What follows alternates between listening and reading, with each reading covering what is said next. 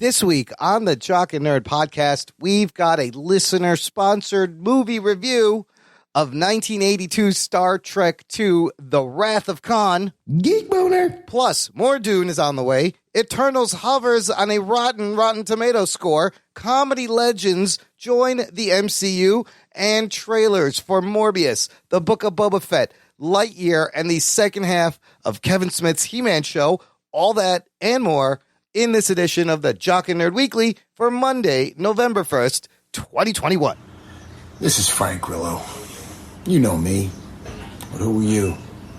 Are you the discerning, sophisticated type of person who enjoys all the latest comic book and superhero TV and movie news? Pop culture references, witty banter? Me neither. I'm just here for the dick jokes. Check. Check one. All right. This is really fans out there. Let's give it up. We jock it, we nerd it. We funny, disturb it. We jock it, we nerd it. We spoiler alert. Oh yeah! Hey, what's happening, listener? Welcome to the Jock and Nerd podcast, where we give you comic book and superhero TV and movie news, reviews, and whatever we choose. Jock and Nerd. My name is Imran. My name's Anthony. He's the Jock. He's the nerd. And joining us is one of Captain James T. Kirk's illegitimate space children. It's Rug Boy. What's up, Rugs? Oh, that's where I get my beautiful locks from, and my height from. Yes. My lack of height. Yeah. I see the resemblance. You know Kirk was messing around. He got around. You know he. I didn't know how you were going to start this. I didn't know if you were going to present me as Khan, so I had my tits out yes. already. Yeah, I just whipped my boobs out and put them together. My man, freaking cleavage ready to go. Khan's boy toy, Rug Boy, joining us. He was in the background. I'm like, he's going to start either by saying I'm Khan's illegitimate child or something like that, or something about Khan. Khan! So I had that joke ready to go, and you fucked me over again, Imran. Wonderful. Imran! Imran! Yes, the next one will be Wrath of Imran. Anyways, we'll talk about that later. You'll finally get to see Imran's tits. Yes, I will go bare-chested, which is the style of the space age style. We got to get you that shirt that he wears. I'll dress up like Khan for next Halloween. Your hair's already white. like, yeah, he's already got a two-tone hair, right? I can dress up like a spotted cow. And you're closer to what that name implies that race is than he is. Did you ever see the episode of that when he's in the actual TV show Ricardo Montalban? Save that for when we talk about the movie, because I do want to know about that episode. I have not seen it. Well, we're not talking about Khan right now. We're going to talk about some geek news before we get to the Khan, you bastards. Oh, it's a tease. It's a tease. And Nerd podcast. Just like my man boobs like to tease in my low-cut top that I'm wearing right now. I can't do the show anymore. That's very distracting. Okay, let's start with this. Got a couple of things that broke today. Let's start with Sony's Spider-Man universe. Sony released this featurette for Morbius, starring Oscar winner Jared Leto as Dr. Michael Morbius. Did you remember? I did not know he won. He's an Oscar winner. This Jared Leto. Which movie? Dallas Buyers Club. That's right. He played a transvestite or a trans woman. 2014 Best Supporting Actor Oscar. Ass Kisser. Ass Kisser. Best Supporting Ass Kisser Oscar winner. Okay, so they put out this featurette. Why? Because they were like, new trailer dropping tomorrow, Tuesday, November 2nd, which is inconvenient for us because we record on a Monday. Luckily, Sony hasn't learned its lesson, and they didn't change their email passwords, so the trailer is leaked online, and we can discuss it now. And by the time the show posts, the real trailer will be out, and everything will sync up. You see how serendipitous this is? You see how this is going to work? Yes. Anyways, did you guys? Well, it's a low-res trailer. It's not the best quality, but you get the idea. You definitely Yeah, get the idea. What do we think? It's 1 minute. There's a couple of notable things that happen. The biggest thing that I was asking after that was that, is he sucking people's blood with his hands? Oh, I don't know. We don't really notice that. We did, Because they're like, he keeps holding his hands out. That's how he does it in the comic books. He's got little suckers in his hands that like transfer the blood. Yeah, I don't like that. I want him to bite people, but whatever. I think that I saw like some kind of like a triangular shape on his, because I know he cuts his hand. Yeah, and puts it up to the thing to get the bats to come. But then he's holding up his hand again, and I swear that it was some kind of like weird, look like a vagina hand. That's what it would look like. It's like it's a little slit in the hand that sucks in things. That's how it works. Classic. Sure, that's how classic vagina hand. OG Morbius vagina hand. Anthony, what'd you think of like the tone of this overall? It looked pretty similar to the trailer that we'd already seen, right? I thought I didn't feel like we saw too much news footage. So in that sense, it's kind of like a little more serious. I think with Jared Leto, they're trying to play it up, but then you got teases of the Vulture in there, and it's an origin story. So I don't know, kind of like I don't really know too much about Morbius, so it seems to me just kind of like a somewhat edgier origin story. I got like it was a little more horror vibes, which I kind of liked. Some of it remind me of like Batman Begins when the bats are swirling around him. Yeah, they shouldn't have done that because it's going to be hard not to compare it to that. But they've done it in 3 different movies. Yeah, it's a great looking shot, but it's been burned multiple times. You do see Michael Keaton as Adrian Toomes, and he has a line, and then there's the funny bit at the end where he's fighting a dude, and the guy's like, "Who are you?" And he goes, "I am Venom." And he's like, "Just kidding. Dr. Michael Morbius at your service." So he name drops Venom at the end. There's in the featurette also, there's an interesting Easter egg if you pause when you see the newspaper, the Daily Bugle, where the headline is Dr. Michael Morbius apprehended for vampire murder. There's 2 headlines on top of that. One says, "Rhino on the loose, zoo hoax fools us all." And next to that, it says Black Cat, friend or foe. Geek boner. So they're setting. They're definitely setting things we up. Already Man. didn't know they're pushing hard towards their Sony Spider-Man universe. All these things already exist in this movie, in this universe. What do you guys think of each of these Sony Spider-Man villains? Or off, maybe not the main. Obviously, Spider-Man's the main guy, but all these villains and side characters getting their own film. Do you like that? Do you not like it? As Spider-Man fans, if they get Tom Spider-Man, Holland back on the Sony in the Sony universe, and then you can use him, it's fucking great. Go for it. Perfect. Well, like Venom had his own book, and Morbius had his own book. So if it could work in comics, that's true. Okay, it could work in film, but like I don't know how robust the lore is and how robust. The Rogues Gallery. I mean, Venom has all of these other Venoms that he fights, which is okay, I guess. Who does Morbius fight? I think Morbius was part of the whole like Midnight Suns, Werewolf and Blade, Werewolf by Night, Blade. That whole crew of like the darker, like more like horror oriented Marvel shit. And if all those characters existed, it would be kind of cool to have. Like you could really do a Monster Squad. Yeah. You could have like. Yeah. The vampire hunter, a vampire, you could have a werewolf, you could have fucking all kinds of shit and make like almost like a dark super team to fight. I don't know what you would fight. But Ghost Rider in there, it would be different. Yeah. It would be different. And Black Cat in there would be cool because she's like luck based. Oh yeah, or whatever. She has bad luck powers like Domino. Yeah. Yeah.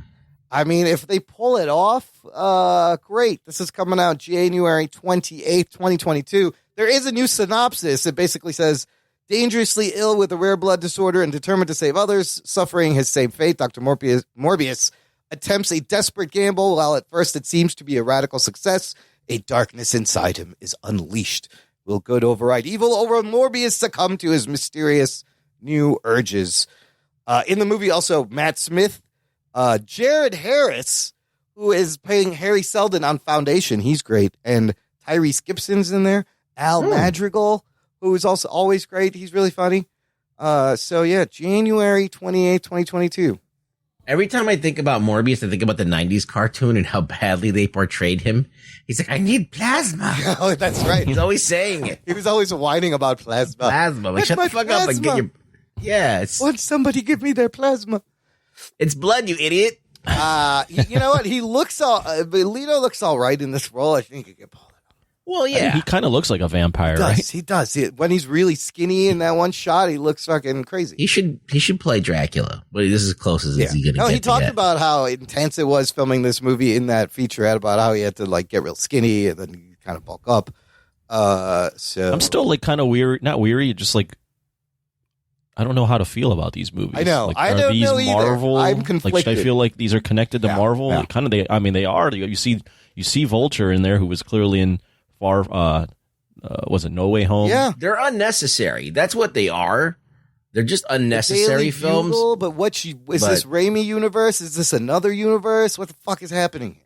It's like no one's asked for any of these guys. No. No one's like clamoring for this shit, but they're like, "Yeah, we're gonna give it to you," and then you're like, might as well just fucking. And remember, we are getting a Kraven the Hunter movie, and we talked about who got cast. I remember we talked a while ago about who they should cast, but they've cast it.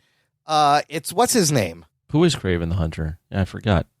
It's Aaron Taylor Thomas, I believe. Johnson. Aaron Taylor Johnson is yes. Aaron Taylor Johnson. Quicksilver Jesus Christ is going to be Kraven the Kick-Ass Hunter. is going to be Kraven. Kick-Ass is going to be Kraven. So they are making this movie. They have cast a Kraven. They're going to make a Sinister Six movie. I hopefully like his beard, like he can grow a real, because I mean his face is very baby face. Yeah, no, he needs to grow a beard and get super jacked. Maybe I'll buy it. You know? Well, he got jacked for Kick-Ass, but his face is just so young looking. Yeah. Yes, it is. Anyways, listener, let us know what you think about the Morbius trailer, the real one that you get to watch once this show posts.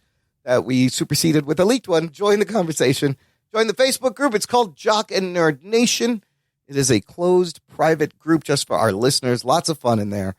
Lots of geek stuff being thrown around. Okay, let's talk about a trailer that is full HD, and it's great resolution, and it's an official release, and it's for the Disney Plus show, The Book of Boba Fett. Boba Fett. Ooh. We are getting this December 29th instead of the Mandalorian Season 3. We are getting the Book of Boba Fett that they kind of set up in Mando Season 3. Season 2. Season 2, with where Boba and Fennec Shan kind of are now a team and are on Tatooine. Anthony, you are not our Star Wars guy, but we forced you to watch The Mandalorian and all the new Star Wars movies. You haven't forced me to watch everything Star Wars, but just Mandalorian for sure. The big stuff. What did you think about this look at Boba Fett's show here? I mean, it looks pretty similar. You know, it is in the same universe as The Mandalorian, so it looks at least it's on that level, which is step one, right? You need to make sure that it looks good. It looks like Star Wars. Yeah. So on that sense, looks good. I still can't get over the fact, what's that guy's name? Boba Fett?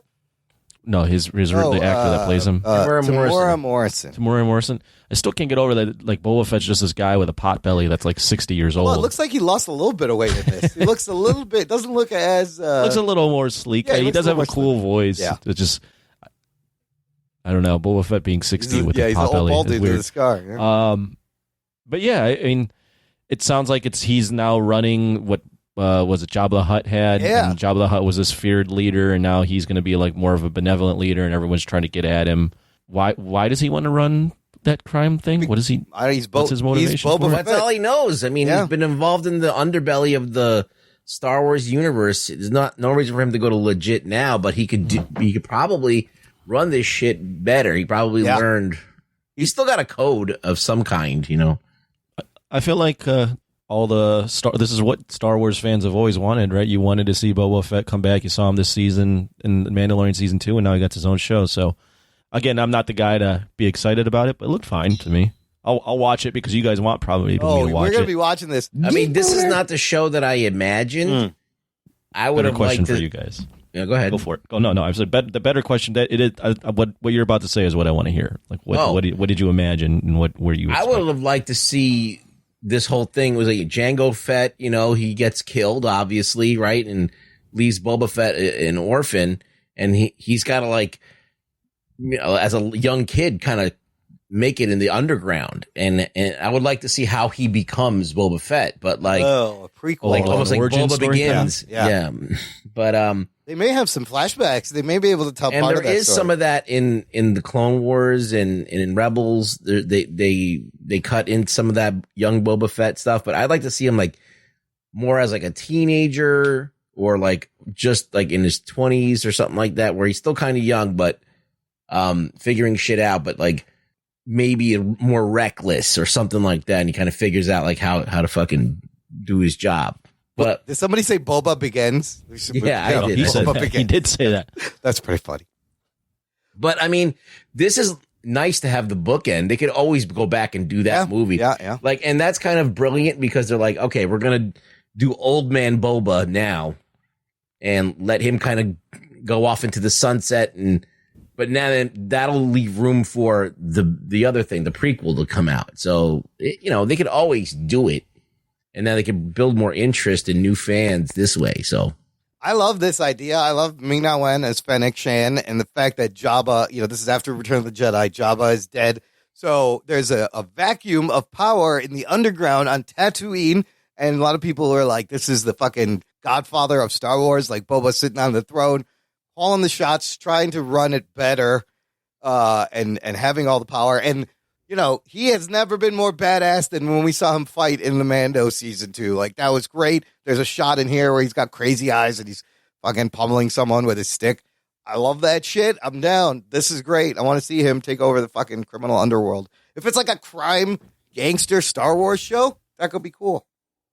Every time you guys say boba, I think of the drink. Yes, more so than I think of Boba Fett.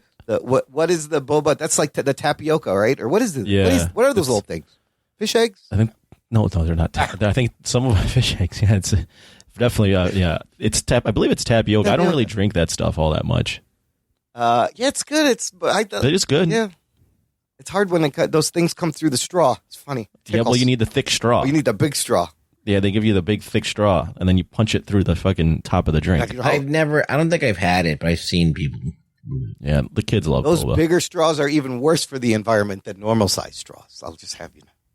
Straws are bad. Is that right? Straws in general are bad. Straws are horrible. Straws get into sea turtles' fucking noses. everywhere, dude. They're everywhere. Yeah. The ocean's full of fucking straws floating. It's made an island, Straw Island. Anyways, this is not an environmental podcast. This is a Boba Fett podcast. I'm down for this December 29th, Disney Plus, Mando Season 3 in production now. So maybe sometime early next year, for, first 3 months, that one comes out. Yeah, I mean, it's typical Star Wars stuff. So I just watched, the Bad Batch, and I had absolutely no interest in that. And that I ended up finishing that and enjoying that for what it was. It's not my favorite thing, but I think this is going to be along the same lines. It's going to be something I'm going to definitely watch, even though I might not be excited about it. I'm going to get sucked into it. And before you know it, it'll be another thing that I know. It'll be another part of the canon that I now know. So it's worth checking out. Plus, I mean, imagine all the crazy cameos we might see. They love throwing definitely other people into these shows. So they got a lot of those aliens in there. Like, yeah. Oh, yeah. The figures. Yeah. That alien with like the big bent head and just the eyes. Mask. Yeah. Scoop. Yeah. And it's supposed to all be part of that bigger universe thing that they're creating. I think The Mandalorian, and there's like another show, right? Ahsoka will take place in the same time frame. Yeah. Yeah. That show with Gina Carano, that obviously she's not around. Oh, yeah. She's not. What was that group of people? The Rangers? The Rangers. Or the new Rangers. Is that still happening? I don't know. Do we want that with the Asian X-Wing fighter pilot from I want just that show. Yeah. Him going around and writing people tickets. It's just the parking meter man. Yeah. Like, of the galaxy. Yeah. Your spaceship's been parked here too long. I'm writing you up. No, I was great. They're using the volume, So the New Republic, right? No, that's not it. Yeah.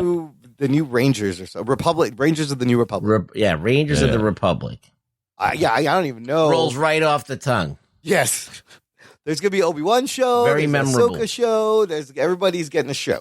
You get a show. Yeah, you get a show. That Stormtrooper in the background, he's getting a show. It's just Marvel and Star Wars. Yes, so. everybody. It's just clearly them in a boardroom going, we need to have something for their presentation. Mock up some shit. And then they just Droid rolling gets a with show. It. That plant over there is getting a show. Imran gets a show. Imran! Okay. Moving on. Wrong space. Series. Sorry. Yes, there's that. Oh, we'll get into the rivalry.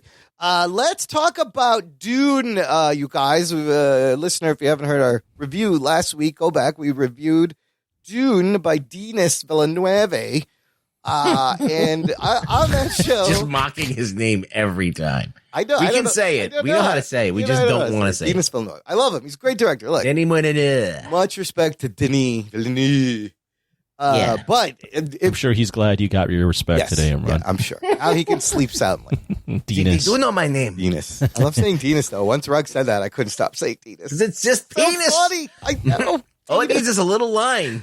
It's And then you Denis. under the D. So, anyways, in that show, you would have heard, we recorded last Monday, you would have heard me said, oh, I don't know why they haven't greenlit part 2 yet. What are they waiting for? They leaving us Well, you hanging. asked us what if we thought it was I going was to like, happen. is this going to happen? It's weird. Well, between the time we recorded the show and we posted the show, fucking Legendary pulls the trigger. They have officially greenlit Dune Part 2, and it's coming out in 2023. Oh, Which shit. is like really soon for something Yeah, to that film and make a movie I know. yeah, So part of me thinks of that scale. Part of me thinks they were always going to greenlight this, and they just weren't telling us. But they must have shot parts of it already, because in 2 years, to just come out in 2 years, I thought it would have taken a little bit longer.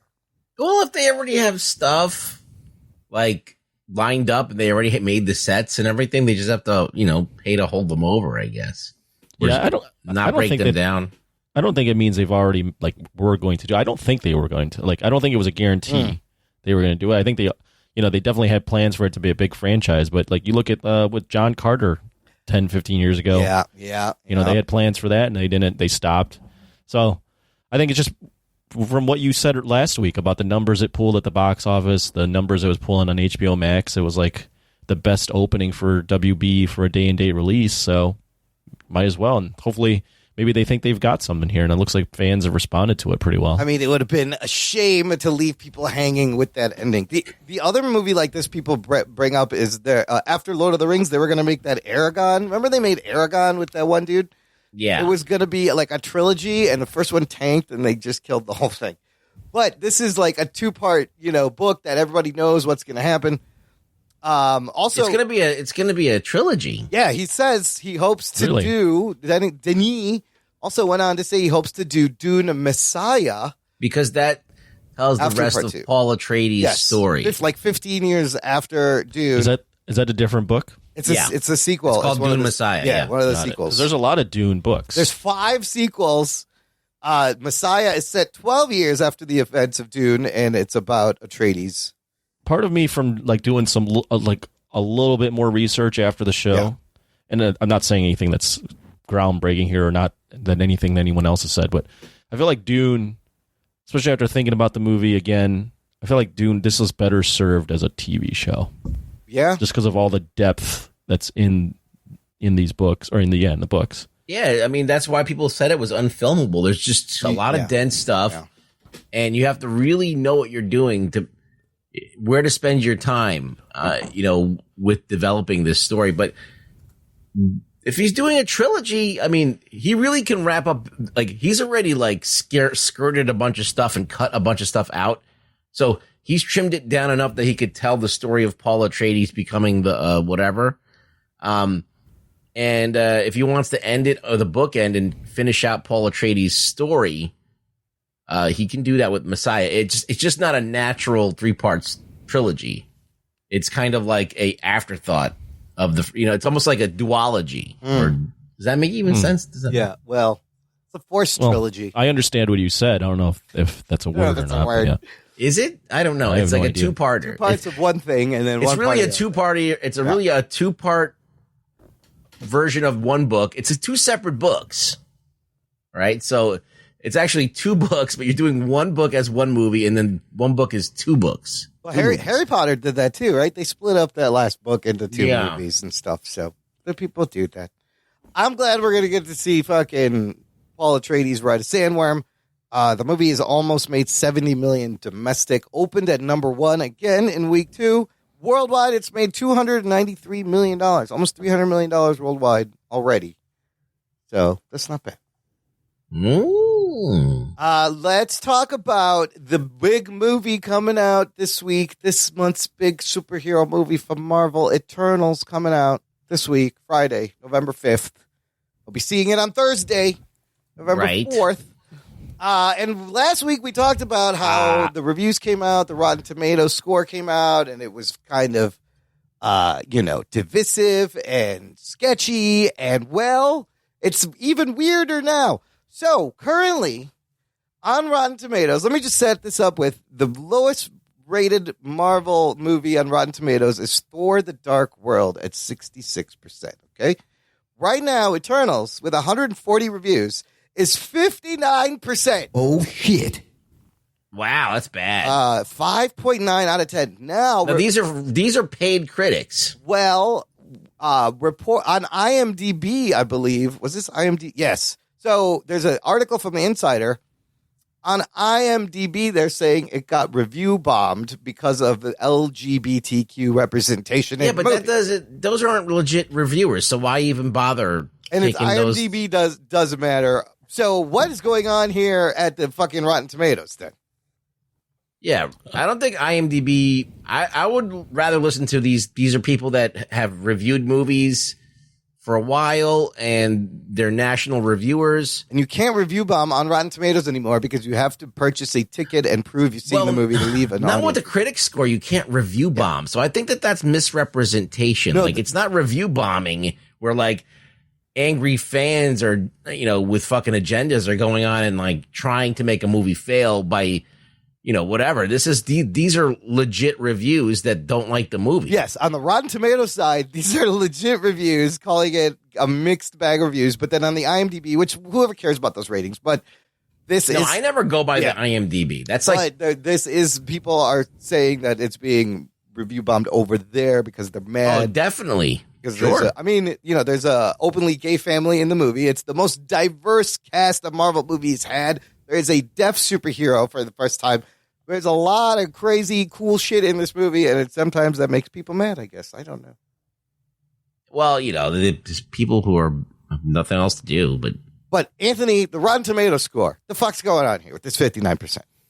It's crazy. I kind of like it. This got you more into it. I did. Yeah. It does because, every Marvel movie, I think I've said this before, but every Marvel movie is just universally loved. Yeah. So see something that's kind of divisive and you either, from what, I'm not trying to read all these reviews, so I don't really want to spoil anything for myself, but generally it seems like people either really like it or really don't.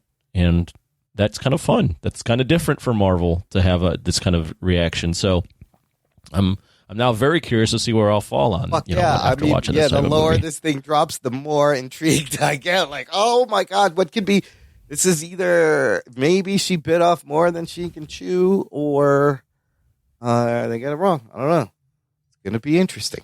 Yeah, we'll see. I mean, a lot of what I've seen is like it really goes for it in terms of like ideas and themes that they're going for, and like how this like spans all this time and whatever. Thousands of years and creation of the universe. Yeah, maybe Chloe Zhao was just not the, maybe she's not made to do big movies like this. You'll find out next week, listener. I'll have a review. I can't wait to see it. Right here. I can't wait either to see Kumail and Johnny all Jack. And in all of his glory. It's gonna, again, we said it last week. There's 10 of these motherfuckers they got to set up. I'd meet all at once. So that may be the issue. I'm curious to see how, like, with such divisive reviews, how it performs at the box office and what this, if it doesn't perform well at the box office, like, well, Eternals, I'm sure they wanted to make this a series. Maybe that they just, sideline these characters to appearing in other films. If this doesn't work, they're not making a second movie. They're not going to bring back Chloe Zhao. You know that they're just going to fucking retool it like they do with movies when they don't work. Like look at what happened to Captain Marvel. The original writer, director, all gone, and she doesn't even have a sequel. They changed it to the Marvels entirely. Can I ask you guys something, though? Like, what exactly do you think is going to stand out now that, the problem is that we've been through the ringer with all of these. Everything's been done. Is the problem? Yeah. So at what point, and these characters are kind of derivative, like there's like a Wonder Woman. Basically, this is the Justice League. There's a Superman, there's a Speedster, there's a Wonder Woman. So what exactly is it unique or interesting other than that they're Eternals? Like, that's the only thing that's interesting, right? It's like the actual character and the power set and their situation.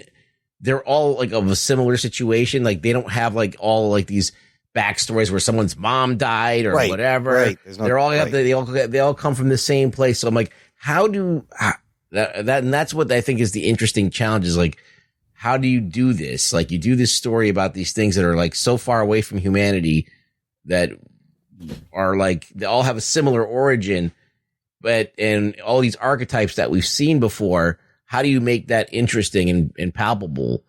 It's a huge challenge. Definitely. I think one of the premises I think that might be that they've hinted at the trailers that might be something that's interesting. At least something I jumped on with was like, you have these guys that are Eternals, but they never interfered with anything. Mm-hmm. Like they never interfered when Thanos snapped half the population in half. So like, okay, what motivates them? What would motivate these people to not do anything? What kind of power is being welled over them to not even do anything when that happens? So I think that could be interesting if that's a premise they really explore in the movie. I am intrigued by how they're going to deal with these giant celestial cosmic figures. People like, the size of Galactus that you can't even like really understand the size of this thing. That part fascinates me and how much it's going to be involved. Currently rotten right now. It is actually absolutely 59%. currently rotten. It is Marvel's only rotten movie on Rotten Tomatoes right now at this moment, Monday, November 1st, 2021. That's all it's going to change. It could change. I think that one of the things that Marvel needs to stop doing is, and this sounds really counterintuitive, but they got to stop blowing themselves.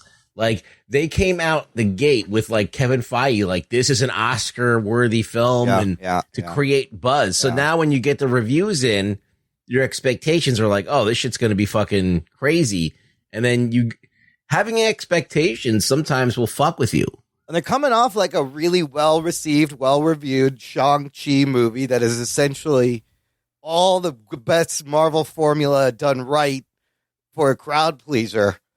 And then this is completely different. And then we're going to get Spider-Man, which should fucking break everything and make $1 billion again. I'm thinking. The last one did. It's going to be the first movie in the pandemic make $1 billion. This one is going to be interesting to see. Definitely interesting. Will Dune still open at number one against this? No, I don't think so. Dune has been out for 3 weeks. Yeah. No, this will open number one. It's just how much money is it going to make, especially considering all the negative hype now. Did you buy tickets yet, Imran? I did for Thursday. How did the theater look? When I bought it a while ago, it was empty. No. See, the one I buy tickets normally to was sold out, and we had to go to a different theater. Oh shit! So yeah, I bought mine. I have not purchased yet, but I'm in the city. Imran's more in the burbs. So I mean, if you think about it, this is tough. They have two masters to serve. It could go. The people who are expecting your traditional Marvel movie and who love that may not get what they're looking for and not be happy. And then those of us who want Marvel to really push and try something different, it may not be that different enough to satisfy those people. This could be really tricky to please. It's interesting, because like the appeal, Guardians was a big experiment for Marvel, right? And that turned out to be a huge success. But a lot of those trailers, although no one knew who those characters were, there was definitely those trailers stood out, right? You had like Hooked on a Feeling, and you had the music, humor in it, color, wacky. Like it looked just like, oh my god, what is this? But whereas Eternals, as Ruggs mentioned, is kind of a little flat. It's like still, like movie make us like as people that enjoy movies, we're all like, oh man, look at like the great shots of it looks like they shot these on location. Like this is great, but like the average fan that looks at these might be like, what is this? What's the like? Is it funny? Is it? I don't know these characters. It's kind of just their suits are kind of plain to me. And their names they don't roll off the tongue either, Yeah, they're pumping out these featurettes because it's still really hard to kind of describe in a couple of sentences and get people on board. Put it. Yeah, what is the fuck Eternal? This is about? It's hard. You can't. Celestials and deviants and they've been here. Like you looked at Shang-Chi and you were like, that's Marvel's martial arts movie. Even Guardians of the Galaxy. Oh, it's a space fucking action adventure. Great. Right. What is this? We're gonna find out next week. Let's move on to some fun casting news. Anthony, you shared this one with us, so I threw it in the notes. Do you want to introduce this story? Why did you share it? What did you think this was so weird? With Bill Murray being in Ant-Man and the Wasp? Yes! That is fucking weird. Right? But I guess Ant-Man and the Wasp, and in general, that tone of those movies has been very comedic. So I guess it's not the most. At this point, Marvel can cast anybody. And especially Bill Murray joining whatever. the MCU. Geek boner. Lovely. All the names that have been in the MCU up to this point, I shouldn't be surprised that Bill Murray's like, yep, I'll be in the MCU now. So he was doing an interview with a German magazine or something called about his new movie, The French Dispatch, which is a Wes Anderson movie that also has It's an Oscar movie. Timothy Chalamet is in that too. So Chalamet is getting an Oscar nod for one of these movies this year. He's in like 2 big movies. He's like, I'll just be in every movie. Yeah, he'll be fine. So he talked about, I'm doing a Marvel movie, but I can't tell you what it is. But I got to work with this director who I really liked. He did this. Then he mentioned the movie he made, Bring It On, Girls United, which was directed by Peyton Reed. So then everyone was like, oh, he's in Ant-Man and the Wasp, directed by Peyton Reed, who has great comedic sensibilities, and fucking love Bill Murray. Yes, bring it on. Bill Murray in the MCU, always good. Peter Venkman, come on. Wonder what character he's going to be. Yeah, it sounds like a small cameo, and there's no hint at who he could play. Who do you think he could be, Ruggs? Who do you want Bill Murray to play? He's going to be Ant-Man's dad. Oh, Paul Probably. Rudd's. Oh, Scott Lang's dad? Sure. Yeah, that would work. I can see that. I mean, think they're going to give him like a name drop character? No. I don't. Like some fucking quantum being? Like he's going to be like, the chaos, or that guy who's both good and bad. Who's that? The in-betweener? Oh, the in-betweener? There's some weird They got to give him something off, like someone that's part of Marvel canon, but like really off. Like it's got to be a weird character. I do like him playing Scott Lang's father. That would be pretty funny. Like he would just be like wacky father coming in and out. Maybe he's the one above all. Maybe he's the Beyonder. Bill Murray as the Beyonder. Why not? Star Wars. That was beautiful. Star Wars. Okay, here's another crazy rumor. Him as the Beyonder would be hilarious. Can you imagine him in a white suit? He's like, he shows up in a white suit. Or just like bodysuit white. Like he's like they film him like he's Silver Surfer, except he doesn't have that kind of body at all. He's just Bill Murray's body. Listen, you want to get at crazy, this point in his life? You want to get crazier with directors? Instead of Chloe Zhao, give Wes Anderson and Bill Murray a Marvel movie. You're going to get the weirdest fucking Marvel movie ever. I would love to see him as the Beyonder in an alternate universe. Directed by Wes Anderson. It has to be. He's just like very artsy. Okay, speaking of weird casting, here is a weird, crazy rumor. Take with a pinch of salt, but I love this rumor. Apparently, Jim Carrey has been in talks to play MODOK live action in multiple Disney Plus TV shows. What the fuck? Oh, shit. MODOK had the stop motion animation on Hulu. It was a very funny show. I don't know if they're going to do, I think they're not doing another season because that whole wing of production shut down. Right. But they're saying MODOK could appear in Ant-Man and the Wasp: Quantumania or She-Hulk. But imagine Jim Carrey's face in that big MODOK head suit. That kind of works. I don't know. Yeah, it'd be all right. I mean, people liked him. It would be kind of campy, but yeah. Just as soon as you get MODOK going, like now you're on another level of ridiculous. Would it be like, I haven't seen the Sonic movie. Would it be like him as Dr. Robotnik? I imagine that's got to be over the top fucking silly. Anytime, it's always Jim Carrey. Like no matter what he's doing, like we've seen him be everything in Living Color. He's been everything. It's always Jim Carrey. So, Anthony, you want to see Jim Carrey join the MCU? Yes, comedic geniuses are joining the MCU. Yes. I liked it. I mean, Jim Carrey is hilarious. MODOK is a ridiculous fucking character. Yeah. More often, I think, comedic than serious. So, fuck it. Why not? Why not have Jim Carrey be the floating fucking head? I'm always confused, MODOK, though, with Zolo. Like, why do Marvel have two guys with heads in their stomachs? Lives in a robot on his stomach, and MODOK is just a giant head with robotic arms and legs? Arms and legs on a floaty chair. Or are his arms and legs real, attached to his head? He's just like a giant head person. Yeah, he's a giant head person, and the arms and legs are real. So his arms grow out of his head. Yes, correct. Out of the side of his head. No wonder he's always grumpy. Does and he have a angry. penis? And where is it? Oh, is it in his throat? Shit. Oh, shit. No, I don't know. It's got to be like in his chin or something. Yeah, it's got to be in his These balls are on his epiglottis. chin. Is also his penis. It's got an innie. I don't know. That's a good question. Maybe Jim Carrey. Maybe he has an innie penis. It's an innie. What is that? He's got a I don't pee-pee know. glottis. Comes out the back. He's got to turn around. He's got to spin around to pee. I don't know. I always do that. Yes. That seems normal. I like to pee out the back. Okay, let's move on to a trailer for a Disney Pixar movie. This one, Lightyear. This was teased at Investor Day. This is the story of the real Buzz Lightyear from the character from Toy Story. What did you guys, Ruggs, what did you think of this? I thought it was interesting that they used like the David Bowie song. Yes, Starman. I like that. And they showed him slingshotting around the sun. And he ends up in an alien world, I think. Is that what happens? That's what it looks like, yeah. He fights Zurg. Oh, Zurg, that's right. There's like a montage. Or is that only something that's in the toy, and this is a different story that they exaggerated into Zurg? Is there some other shit that we don't know about? So I'm intrigued. It looks pretty good. You got Chris Evans as a Buzz Lightyear, but he says one word at the end. He just says "and," so you don't really get to hear him. Anthony, what'd you think of this?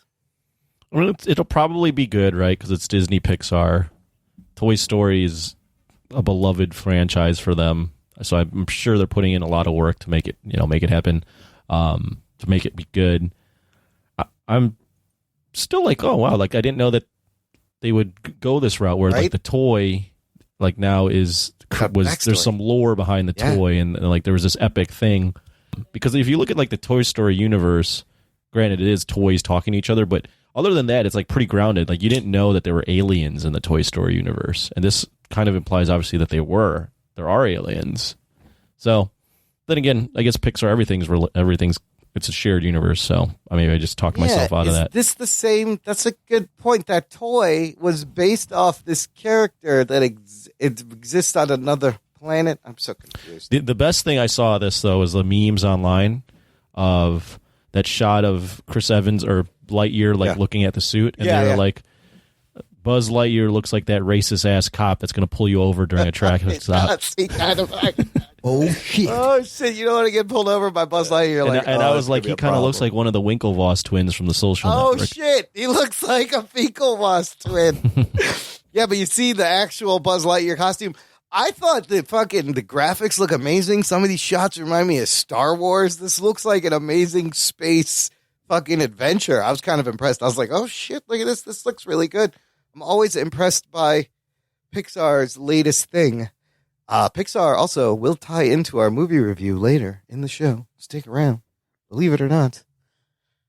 Summer 2022, we'll get the Lightyear movie. One last trailer before we get there, though, listener. Check out our TeePublic shop if you want a Jock and Nerd sweater or hoodie. It's getting cold. Fuck, it's getting cold.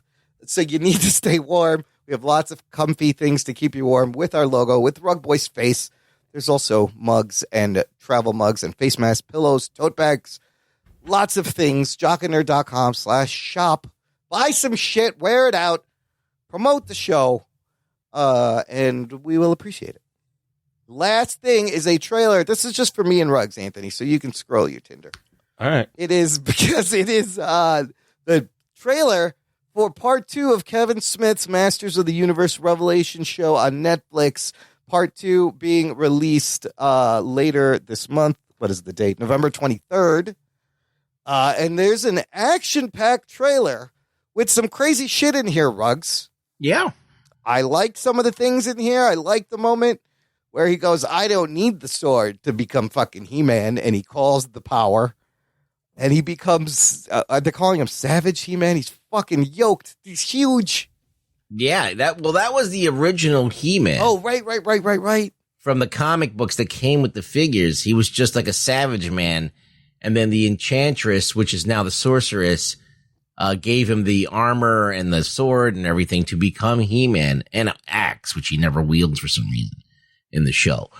Anyhow, I saw this trailer and I was like, wow, they edited it to make it look like, He-Man's actually in this. Yes, a lot of He-Man in this. And so I don't know if it's deceptive editing, but I did breathe a sigh of relief because at the end of part 1, they've killed Adam off twice already. They brought him back from heaven. He wasn't dead. He just got stabbed. He just got stabbed through the back. He wasn't dead. Is this the continuation of Kevin Smith's series? This is the rest of the remaining episodes. So I was kind of worried. I'm like, all right, we're going to lose like He-Man or He-Man's not going to be the hero in this, but he might just come out in the last episode. Like he was in the first episode and then disappeared for the rest of it. He might just be Savage He-Man in that last moment, and that's it. Oh, that battle shit looks amazing. I think obviously Tila is going to be a big part. She's got some magical shit on her forehead. Yeah, so it's edited to make it look like He-Man is the big deal, but we all know what happens in this show. It's going to be He-Man comes back at the last second to save everybody, and that's it. And then he beats Skelegod. Skeletor, Skelegod, because he has.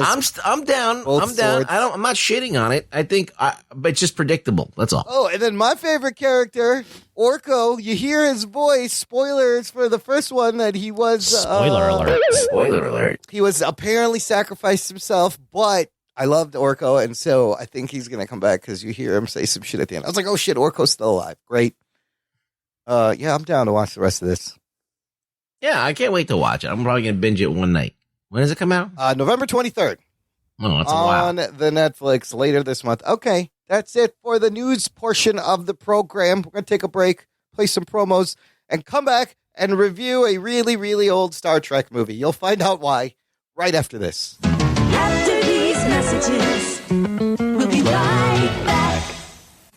Attention podcast listeners and YouTube watchers. I'm Logan, the host of Mostly Superheroes, a weekly pursuit for the world's best stories with an emphasis on live-action superhero stuff. Every week, join me, PC Mike, The Giggler, Scotty Scoop, and Carrie as we talk MCU, DCU, books, TV, movies, and more. MostlySuperheroes.com is where you want to be. Watch us on YouTube, listen where you get your podcast, and we'll see you Sunday on Patreon. Enjoy the rest of the show. Check out what's been going on with the Pop Culture Cosmos Show and the PCC Multiverse. I see the potential for basically like another Netflix kind of paradigm shift where here comes this other major player. They have a ton of resources. Apple could change the way that entertainment is consumed. They say it's the only time this year that you'll have stars from each brand battling each other, and we know it's not going to be the case, but they like to say that, and more power to them, I guess. Well, it's a big first step, bringing all those superheroes together. There were definitely some parts of the movie that I really enjoyed, and then there were some parts that I thought just kind of fell short of expectation. Part of it has to be something to do with how it's being promoted, and this is a thing where audiences do not agree with critics. That's the Pop Culture Cosmos Show. And the PCC Multiverse, every week on Apple Podcasts. And over a dozen of your favorite streaming and podcasting options.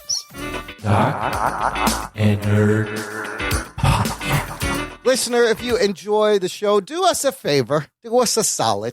Join our Patreon fan club. Visit jockandnerd.com/Patreon. Jockandnerd! And you can sign up and monetarily support the show on a monthly or annual basis. And you get fun stuff. What do you get? Here's what you get. Starting at just $3 a month, everyone gets access to a bonus RSS feed that has the shows come out early. And there's bonus content. For example, this weekend, we're going to see Eternals. There's going to be instant reactions to the Eternals right after we've seen it, just for our Patreon listeners before we review it. That's right. You're going to get that kind of fun stuff. $5 a month support and above gets you that, plus Discord benefits. You can join us on our monthly Discord hangout. That's just for our Patreon subscribers. Lots of fun. November's hangout will be Thursday, November 18th at 8 p.m. Central Time, people. I'm not living on Eastern or Pacific. This is Central Time. So sign up for that. Lots of fun. And $10 a month or more, you get to pick any movie to force us to watch and review any movie you want. It's the Patreon movie pick. Always lots of fun. We've done a bunch of these in the feed. We're going to do one right now. So sign up so you can pick a movie and make us watch something really good or something really bad. Doesn't matter. jockandnerd.com/Patreon. Okay, this week's random movie review, we're going to be looking at Star Trek II, The Wrath of Khan from 1982. Here are your spoilers for an old movie. Strap yourselves in, you fucks. Spoiler time. Just in case some people still haven't seen it. This one sponsored by our listener, Patreon supporter, Ray O'Neill. He has been supporting us on Patreon for 38 months. Oh, shit. Thank you, Jesus. Ray. Jeez. We appreciate it. We appreciate the continued support. This is his second pick, fellas. If you remember his first pick we did, it was The Wraith. Remember The Wraith? Yeah. With Oh my God, The Johnny, Wraith. was that Johnny Depp? Right? No. Yeah. Was it? No, it wasn't. No, it was Charlie Sheen. Charlie Sheen. Jesus But Johnny Christ. Depp was dating the girl in the movie and was hanging out on the set at the time, I believe is the backstory. Yes, There's a nice pair of that's true. boobs in that movie. Oh, yeah. Sherilyn Fenn. I believe. Sherilyn Fenn, that's right. That's right.